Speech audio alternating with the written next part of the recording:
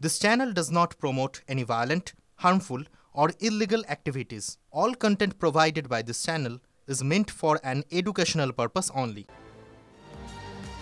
বাংলাদেশে একের পর এক জায়গায় অত্যাচারিত সনাতনীরা। চিন্ময় কৃষ্ণ প্রভুর মতো তাকেও রাষ্ট্রদ্রোহিতা মামলায় ফাঁসানোর চেষ্টা করা হচ্ছে। টিভি9 বাংলার মাধ্যমে ভারত সরকারের কাছে সাহায্যের আবেদন চট্টগ্রামের বাসিন্দা মিঠুন দে।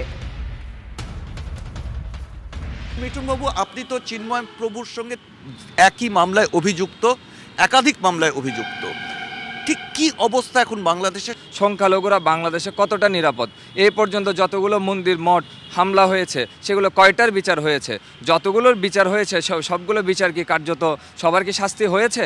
যতগুলো মামলার এ পর্যন্ত রায় হয়েছে 2022 সাল পর্যন্ত আপনারা গুগলে সার্চ করলে রিপোর্ট পাবেন, তারপরে আর কোনো রিপোর্টই নেই। নতুন সরকার ক্ষমতায় আসার পরে এই জিনিসটা খুব বেশি বেড়েছে এবং প্রত্যেকে চ্যালেঞ্জ করে ভাঙছে যে তোমরা কি করবে করো। চট্টগ্রামের দিকে যদি তাকান, প্রত্যেকটা হিন্দু এলাকায়, আমার এলাকা পাথরঘাটায় ভাঙচুর করা হয়েছে, ফিরিঙ্গি বাজার লোকনাথ মন্দিরে ভাঙচুর করা হয়েছে, পাথরঘাটা তারাচরণ আশ্রমে ভাঙচুর করা হয়েছে, তারপর গঙ্গাবাড়ির দিকে হামলা হয়েছে, সেই সাথে অনেকগুলো মঠ মন্দিরে, হাজারীগল্লি সহ অনেকগুলো মন্দিরে হামলা হয়েছে। সেনাবাহিনী তখন কোথায় ছিল? এই প্রশ্নটা কি আপনারা করতে পারেন না? খুব পরিকল্পিত একটা হামলা হচ্ছে। এই পরিকল্পনার পেছনে কারা রয়েছেন? কিভাবে এই পরিকল্পনা?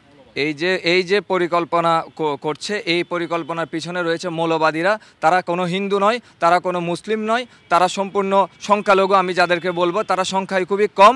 এসব ম্যাটিকুলাস প্ল্যানের অংশ হিসেবে তারা এই কাজগুলো করছে। চিন্ময় প্রভুর বিরুদ্ধে রাষ্ট্রদ্রোহিতার একাধিক অভিযোগ রয়েছে, তার মধ্যে একটা হচ্ছে জাতীয় পতাকা অবমাননার অভিযোগ।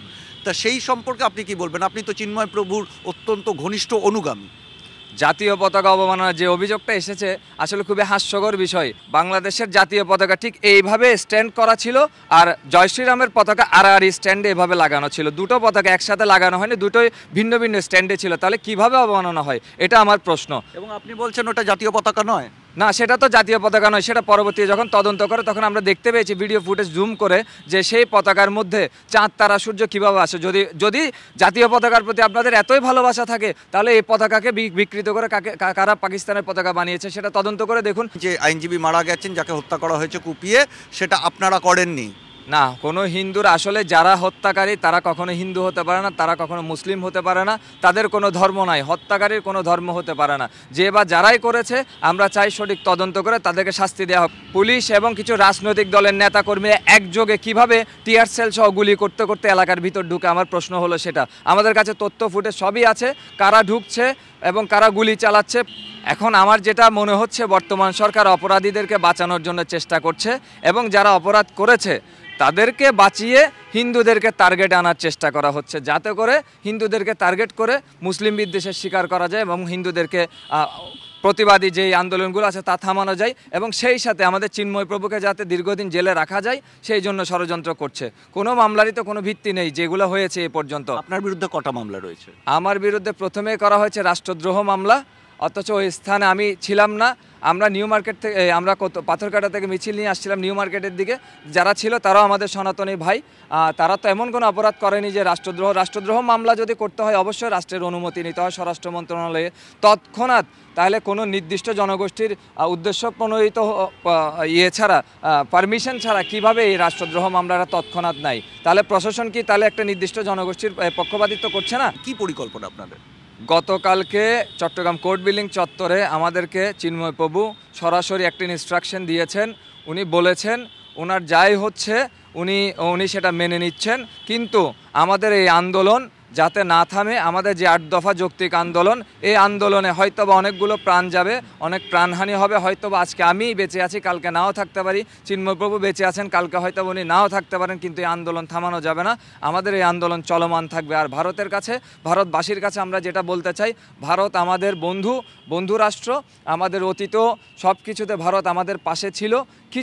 কিছু মৌলবাদীরা চাইবে ভারতকে টার্গেট করে আমাদেরকে ভারতের দালাল বলে, রয়ের এজেন্ট বলে এই আন্দোলনকে থামাতে। কিন্তু আমরা যেটা ভারতবাসীর কাছে অনুরোধ জানাবো, আপনারা আমাদের ভাই, আপনারা আমাদের বন্ধু রাষ্ট্র।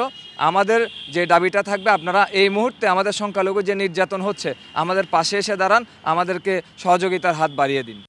ফরাক্কায় তৃণমূলের গোষ্ঠীদ্বন্দ্ব প্রকাশ্যে। প্রাক্তন ও বর্তমান বিধায়কের কাজিয়া। ফরাক্কার এনটিপিসি মোড়ে রেলের দ্বিতীয় আন্ডারপাস নিয়ে প্রকাশ্যে সংঘাত। তৃণমূল বিধায়ক মনিরুল ইসলাম ও প্রাক্তন বিধায়ক মইনুল হকের বিবাদ চরমে, ভোটের লড়াইয়ে টিকে থাকতে সাধারণ মানুষ ও ব্যবসায়ী সমিতির ক্ষতি করে তৃণমূল বিধায়ক এই আন্ডারপাস তৈরি করছে বলে অভিযোগ প্রাক্তন বিধায়ক মইনুল হকের। এনটিপিসির বরাদ্দ টাকা ব্লক হাসপাতাল তৈরিতে হস্তান্তর করার অভিযোগ মানতে নারাজ বিধায়ক মনিরুল ইসলাম। হঠাৎ করে বলছে যে এখানে করতে হবে, কেন বলছে যে আমি ইলেকশনের আগে আমাকে করতেই হবে, মানে ভোটে জিতার জন্য ওকে এটা বাইপাস করে মানুষের সর্বনাশ করবে। আজকে আমি ঘোষণা করছি আপনাদের কাছে, আমি জীবিত থাকতে আমি কোনো অবস্থায় এখানে আন্ডারপাস করতে দেব না।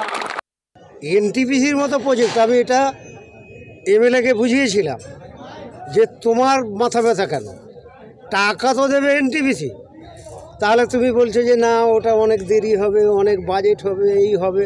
তো বাজেট নিয়ে তোমার মাথা খারাপ কেন? টাকা তো দেবে এনটিপিসি, তাহলে আমি তাড়াহুড়ো করে মানুষকে বিপদে ফেলবো?